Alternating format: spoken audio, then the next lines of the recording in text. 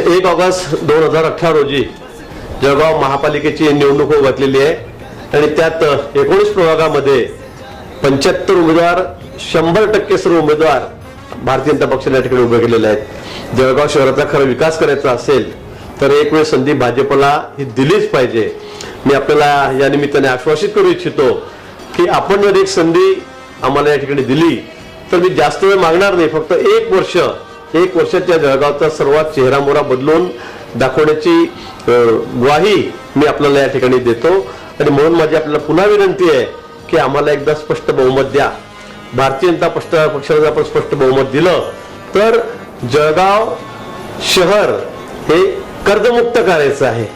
इथे व्यापारी गाळ्यांचा प्रश्न सोडायचा आहे, इथे रस्त्यांचे प्रश्न आहेत, पिण्याच्या पाण्याचा प्रश्न आहे, अनेक प्रश्न या ठिकाणी यापासून उभे आहेत। आणि गेल्या 15 वर्षापासून या जळगाव शहरामध्ये कुठलंही काम झालेलं नाही आणि हा सगळा बॅकलॉग भरून काढायचा असेल तर भारतीय जनता पक्षाला या ठिकाणी आपण संधी द्यावी ही विनंती मी आपल्याला या ठिकाणी करतो।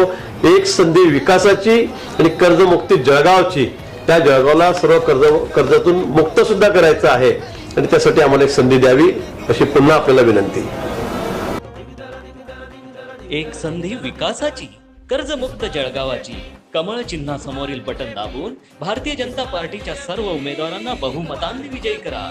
मतदान 1 ऑगस्ट 2018 रोजी सकाळी 7:30 ते सायंकाळी 5:30 वाजेपर्यंत।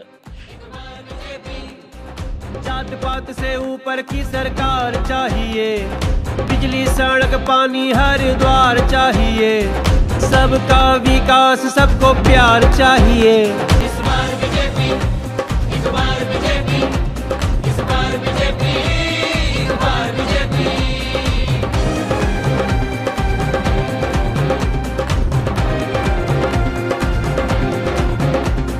परिवर्तन परिवर्तन कमल कमल